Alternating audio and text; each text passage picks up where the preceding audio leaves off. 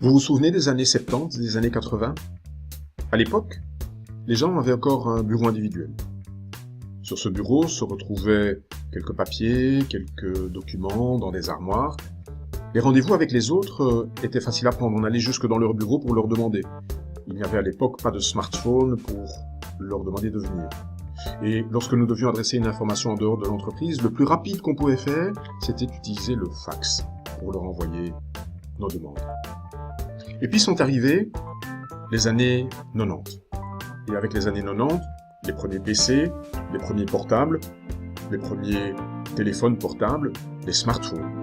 Aujourd'hui, ces appareils nous permettent de faire avec un seul appareil tout ce qui était précédemment possible avec tous les appareils que nous avions. Le monde s'est accéléré. Il s'est accéléré aussi non seulement du point de vue technologique, mais aussi du point de vue de nos relations. Les relations aujourd'hui sont des relations sociales, selon des relations virtuelles. Et le défi de demain, c'est quoi? Ce sera la réalité virtuelle, ce sera l'intelligence artificielle. Ces changements se traduisent aussi dans notre biotope. Au travail, nous avions précédemment des bureaux individuels, et bien aujourd'hui nous travaillons sur des paysagers, des landscapes. Et tout ceci amène son lot de changements. Alors qu'auparavant, les changements intervenaient aussi, mais peut-être avec un espace plus long. Aujourd'hui, les changements en entreprise interviennent tous les 6 mois. Les changements de stratégie tous les 18 mois. Ceci a bien entendu un impact sur nous, et sans compter que, à côté de cette vie professionnelle, nous avons aussi notre vie privée où, bien entendu, chacun aspire à une belle petite maison, de préférence 4 façades avec un jardin.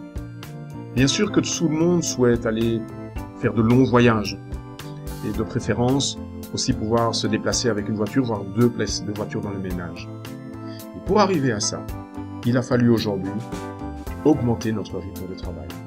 Ce n'est plus une personne, mais 2 personnes qui travaillent à la maison.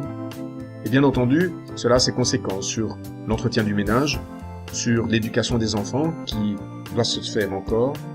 Se sont rajoutés aussi le grand souci que l'on a pour une alimentation plus saine et plus naturelle. Bien entendu, faire du sport fait également partie de notre quotidien aujourd'hui. Et tout ça, sous l'œil très attentif des réseaux sociaux qui font qu'aujourd'hui, nous sommes obligés de briller à tout moment. Et oui, le monde a furieusement évolué et nous n'avons peut-être pas forcément évolué de la même manière. Bonjour, c'est ici Dominique de Troyer de Prana Training et Coaching. Et oui, si vous avez connu les années 70 et 80 de la même manière que moi, ça veut dire que lorsque vous étiez encore à l'école ou à l'UNIF, cette éducation à la technologie, cette éducation au digital ne faisait pas partie de votre cursus. Et donc ça vous donne peut-être l'impression aujourd'hui d'avoir du mal à suivre le rythme. Vous avez l'impression que tout change tellement rapidement et que vous n'en pouvez plus, que ça vous coûte énormément d'énergie de vous adapter à tous ces changements et à toute cette nouvelle technologie. Eh bien, figurez-vous qu'en fait, c'est pas une fatalité. En fait, je vais vous dévoiler dans un instant un secret qui va vous dévoiler que vous avez en fait beaucoup plus de capacités que ce que vous pensez. La seule chose, c'est qu'il faut aller les rechercher, il faut aller les découvrir. Et ça, c'est ce que nous allons faire ensemble dans un instant. En effet, le fonctionnement de l'homme et le fonctionnement en particulier de son cerveau est quelque chose qui est lié à l'évolution. Et début du XXe siècle, un psychiatre allemand a pu observer que le fonctionnement du cerveau de l'homme était régi par une certaine théorie d'électricité. En effet, grâce à cet électroencéphalographe, Hans Berger a pu découvrir que notre cerveau fonctionnait selon des différentes fréquences cérébrales. Ce sont des hertz. Et je voudrais vous illustrer ça parce que c'est très intéressant d'en savoir un petit peu plus. La première fréquence cérébrale dont je voudrais vous parler porte comme nom la fréquence bêta. C'est typiquement la fréquence cérébrale dans laquelle nous sommes lorsque nous sommes sous stress. Bien entendu, ce qu'il faut faire lorsque l'on est sous stress, c'est agir, pas réfléchir. Ça veut dire qu'à ce moment-là, on se retrouve dans un mode pilote automatique. Pilote automatique, ça veut dire que l'on agit sans réfléchir, ce qui, dans certaines circonstances, est parfaitement approprié, mais dans d'autres circonstances, là, elle l'est un petit peu moins. En effet, cela va se traduire de quelle manière dans le quotidien? Lorsque l'on est sous stress, on va peut-être avoir des difficultés à utiliser l'ensemble de nos capacités. on va avoir difficulté à avoir accès à notre mémoire, on va manquer de patience, on ne va pas trouver la juste répartie ou le bon mot. Et avec cette fréquence présente, on se retrouve dans un mode qui est un mode pilote automatique. Ça veut dire quoi? Ça veut dire que on revient systématiquement à tout ce qui est nos programmes de fonctionnement acquis. Donc des choses qui sont inscrites en nous depuis longtemps, suite à notre expérience, suite à l'éducation, sont des choses sur lesquelles on revient. Et forcément, ça peut atteindre ses limites. Puisque dans certaines situations de stress, ce qu'il faudrait pouvoir faire, c'est de savoir dire non, c'est de pouvoir déléguer, c'est de pouvoir diminuer son perfectionnisme. Et typiquement, dans cet état de fréquence-là, ça ne nous est pas possible. Outre ces conséquences que je viens de vous décrire, une autre caractéristique de cette fréquence bêta est que nous avons une absolue nécessité de regarder les dangers et les menaces. C'est aussi une réminiscence de la préhistoire, où à ce moment-là, l'homme préhistorique devait absolument être capable de voir les dangers et les menaces autour de lui. Et ça veut dire quoi? Ça veut dire qu'aujourd'hui, cette capacité de regarder les choses de manière négative est très très présente. La dernière conséquence de cette fréquence bêta est une conséquence liée à nos sens. Ils sont exacerbés, en particulier la vue et l'ouïe, et ça a comme conséquence que nous nous retrouvons par exemple plus rapidement distraits dans un environnement qui est un environnement paysager dans lequel nous travaillons. La fréquence alpha, par contre, est présente lorsque la menace diminue.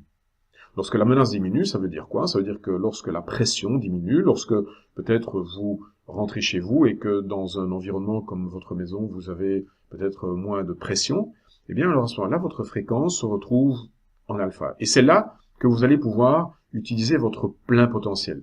Ce plein potentiel, c'est, entre autres, au travers de l'alpha O, ce qui va vous permettre de pouvoir utiliser l'ensemble de vos capacités mentales. Vous avez à ce moment-là un plus grand accès à votre mémoire, vous avez des sources de créativité, vous avez la capacité de trouver des solutions aux problèmes. C'est typiquement ce qui est la solution rêvée pour pouvoir travailler efficacement. En outre, dans cette fréquence-là, on est capable davantage de garder le contrôle sur soi. Garder le contrôle sur soi, c'est peut-être faire preuve de patience, d'empathie, d'écoute, et puis surtout, de ne pas retomber dans ses anciens travers. Voilà. Ça, c'est lorsque, autour de vous, l'environnement se fait moins pressant et que vous êtes, de ce fait-là, dans un mode qui est un mode plus efficace. L'alpha se traduit aussi par un mode qui est l'alpha bas. Imaginez-vous, chez vous, dans un environnement où vous êtes avec la télévision dans votre salon, les enfants qui jouent autour de vous, et néanmoins, vous êtes capable de vous concentrer sur le livre que vous êtes en train de lire.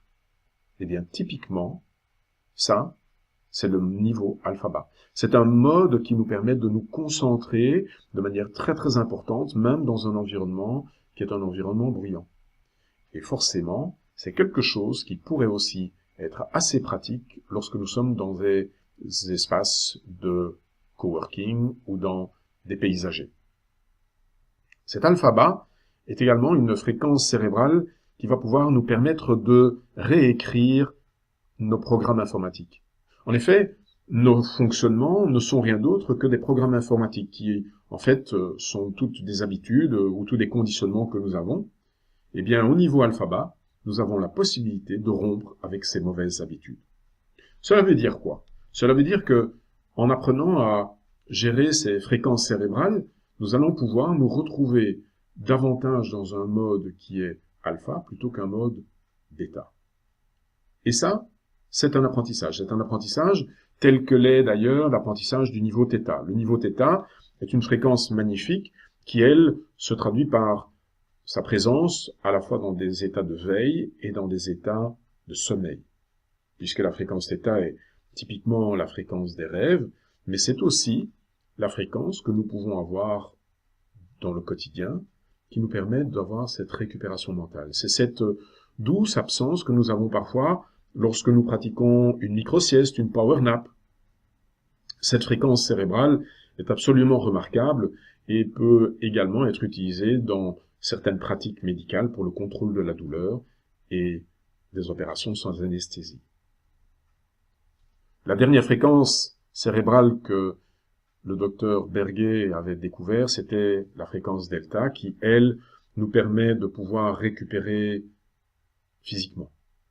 Et bien entendu, dans notre quotidien, ce que nous allons rencontrer comme difficulté, c'est que, à force d'avoir été trop présent dans les phases bêta, ça a comme conséquence que lorsque nous arrivons dans une fréquence plus basse pour nous endormir, ça nous est excessivement difficile de nous endormir. C'est comme si nous avions notre cerveau qui tournait en sur-régime.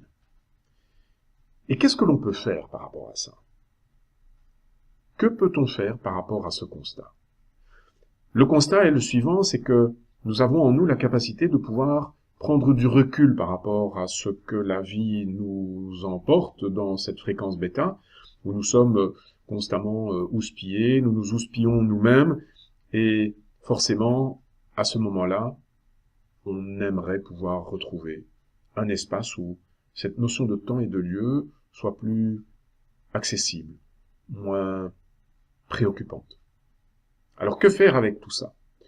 Nous sommes, chez Prana et Training et Coaching, actifs depuis 1997, dans une méthodologie qui est une méthodologie qui s'appelle le self-coaching.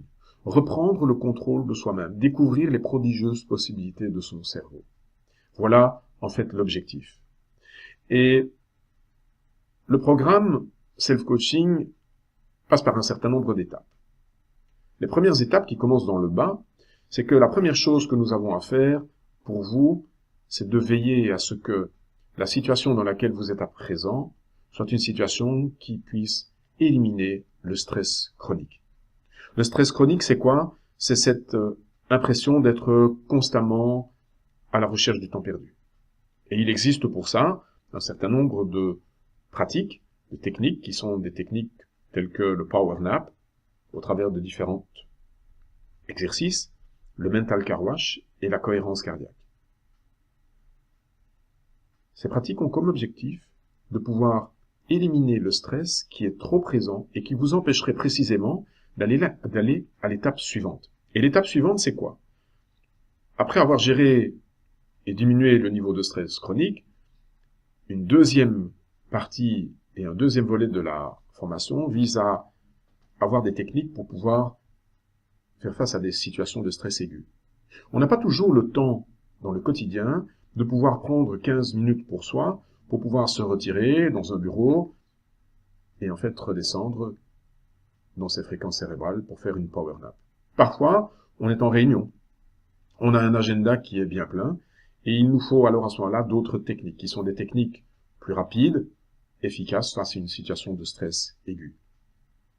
Ces différentes techniques que nous passons en revue sont des techniques ou bien respiratoires ou bien qui font appel à de la visualisation pour pouvoir faire en sorte de pouvoir justement découvrir un autre regard sur le stress. Ne pas considérer le stress comme étant du stress tout le temps négatif, mais voir aussi quelle est la part du stress, quelle est la part de stress positif. Vous y parviendrez, entre autres, par le fait que un certain nombre de tests liés au stress seront complétés pour pouvoir détecter quels sont les symptômes et les signaux qui vous avertissent de votre niveau de stress. Si vous avez des techniques pour aller dans ces deux premiers objectifs, mieux gérer son stress chronique et diminuer le stress aigu, c'est bien, mais c'est comme si vous aviez un seau que vous voulez remplir d'eau, vous le mettez sous le robinet, mais vous avez oublié que dans le fond du seau, il y avait un trou. Et le trou, précisément, ce sont les causes du stress. Il est illusoire de vouloir diminuer son stress sans en attaquer les causes. Faire du sport, faire du yoga, faire de la méditation, c'est bien, mais ça ne suffit pas. Parce qu'effectivement, il va falloir s'attaquer aux causes. Et ces causes sont bien souvent des schémas de pensée, des croyances que nous avons. Un schéma très très présent en nous est par exemple celui qui veut que on veut absolument terminer son travail avant de se détendre. Cela nous vient de notre éducation. Il fallait absolument que l'on termine ses devoirs avant d'aller jouer. Et aujourd'hui, on en a retenu qu'il fallait absolument travailler jusqu'au bout avant de se reposer. Il n'y a rien de mal avec ça, sauf que aujourd'hui, la fin du travail, c'est difficile à évaluer. Et donc on en arrive à des situations où on se retrouve dans des conflits intérieurs. Une partie de nous voudrait s'arrêter pour pouvoir récupérer ou passer du temps avec les siens, et une partie de nous dit qu'il faut absolument continuer à terminer son travail. Et ceci crée des conflits intérieurs. Ces conflits intérieurs, ça nous prend énormément d'énergie, cela nous épuise, et ces différents conflits intérieurs sont les mêmes lorsque vous voulez vous attaquer à des habitudes que vous avez. Le fait, par exemple, d'avoir des difficultés à déléguer, le fait de pouvoir avoir des difficultés à dire non, le fait de penser qu'il est difficile pour vous d'apprendre toutes ces nouveautés technologiques et digitales. En fait, tout ça, ce sont des croyances limitantes, et au travers de notre trajet, nous allons identifier ces différentes causes de stress pour ensuite pouvoir les traiter. Et ça veut dire quoi? Ça veut dire que on va prendre des mesures pour pouvoir changer des habitudes. Changer des habitudes, c'est peut-être aller voir comment les schémas de pensée fonctionnent, identifier et transformer nos croyances limitantes. Ceci va, bien entendu, avoir un impact également sur la qualité de notre sommeil, et cela nous permettra de pouvoir reprendre le contrôle de soi et de ses pensées. Faire en sorte que nos schémas de pensée ne soient pas notre maître, mais que nous apprenions à faire de nos pensées nos servants. Et grâce à ça, on va se retrouver dans un mode qui est un mode plus équilibré. On va bien entendu pouvoir faire face à des situations de stress, de changement, mais on va pouvoir aussi apprendre à prendre du recul et à lâcher prise à d'autres moments. Au travers d'un certain nombre d'autres pratiques, nous allons aussi avoir des outils pour pouvoir se booster à des moments où vous sentez que la fatigue vous guette, à des moments où vous sentez que votre niveau de motivation diminue. Eh bien, à ce moment-là, il est très très important de pouvoir avoir des outils pour pouvoir aller de l'avant, se relancer. Tout ça pourquoi? Tout ça pour, finalement, atteindre ce qui est la plus belle version de nous-mêmes. Atteindre ses rêves, atteindre ses objectifs, atteindre son plein potentiel. Et ceci permettra de voir le self-coaching comme non seulement être une pratique qui nous permet de diminuer et de vivre mieux avec le stress, mais cela permet aussi de pouvoir envisager le futur d'une autre manière. Que sais-je, au travers de la décision d'apprentissage d'une nouvelle matière, que sais-je, au travers de la décision de pouvoir se réorienter. Tout ça est absolument possible, tout ça peut se faire grâce au fait que vous allez pouvoir vous reprogrammer. Se reprogrammer, c'est, par rapport à certaines situations, éliminer le doute et prendre des décisions, choisir ses priorités. Dans d'autres circonstances, ce qui vous sera le plus profitable, ce sera de booster votre mémoire. Ce sera de trouver la capacité de se concentrer dans un environnement qui est bruyant, voire peut-être même d'arriver à vous protéger d'un environnement qui est néfaste pour vous, ou corrosif. Tout ce programme est un programme, bien entendu, que vous allez pouvoir mettre en œuvre pour votre environnement professionnel, mais aussi pour votre environnement privé, puisque, en fait, nous ne sommes qu'une et une seule personne au travail et à la maison. Et peut-être que vous aussi, à la maison, il y a certains aspects de votre personnalité ou de vos comportements que vous aimez moins. Le fait d'être particulièrement irritable ou de manquer de patience avec vos enfants vous chagrine. Le fait de pouvoir être absent mentalement ou de vous rendre compte que lorsque vous êtes occupé de manger, vous n'êtes pas présent avec votre famille, cela peut-être vous peine aussi.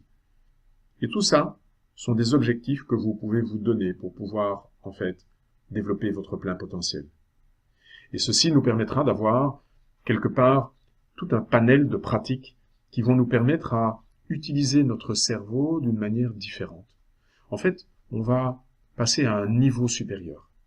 Et ceci nous permettra de pouvoir se fixer des objectifs, de pouvoir trouver des réponses à des situations qui sont problématiques aujourd'hui pour nous, et ceci au travers, en fait, de 3 étapes. Les étapes sont les exercices de Jacobson, de Schultz et de QRB, qui sont progressivement des étapes qui vont engendrer de plus en plus d'efficacité. La première étape sera l'étape de l'exercice de Jacobson, qui est un exercice issu de sophrologie, et qui, par la répétition, va vous permettre de pouvoir trouver cette fréquence alpha-bas, cette fréquence θ dont je vous ai parlé tout à l'heure. Cet exercice Jacobson fera appel à de la contraction et à de la détente physique, et nous permettra par la suite d'aller dans une étape supérieure, qui est l'étape de l'exercice de Schultz, qui lui, au travers d'une méthode dite autogène, nous permettra, avec la répétition, d'arriver à un état de détente plus rapide et plus efficace. Ceci a comme objectif de pouvoir nous faire maîtriser la méthode QRB. Le QRB veut dire Quick Relaxed Brain, un cerveau qui arrive à se détendre rapidement. Et bien entendu, c'est en fait cette technique qui est la plus aboutie, qui nous permettra de trouver des techniques de récupération mentale pour recharger ses batteries, mais aussi des techniques qui nous permettront de faire face aux situations de stress aigu. Voilà le beau programme qui est face à vous. Et pour délivrer ce programme, nous avons une équipe de formateurs passionnés qui ont tous pratiqué et été certifiés sur la méthodologie self-coaching. Pour vous accompagner dans ce trajet de formation, nous avons un certain nombre d'outils. Ces outils comportent un livre qui est à votre disposition, ainsi qu'un carnet de bord pour suivre la formation en direct. C'est dans ce carnet de bord, entre autres, que vous allez pouvoir remplir les tests liés au stress. Un outil excessivement moderne et digital sera également partie incluante dans ce toolbox. C'est une application que vous allez recevoir et qui vous permettra de pouvoir avoir accès à vie à un certain nombre d'exercices audio guidés, c'est-à-dire des exercices pour lesquels vous allez pouvoir faire de l'apprentissage, non seulement pendant la formation, mais aussi de chez vous. Comme je vous le disais, différents tests vont vous permettre de bien vous connaître, de mieux vous connaître par rapport à vos causes de stress, à vos signaux de stress et à vos symptômes de stress.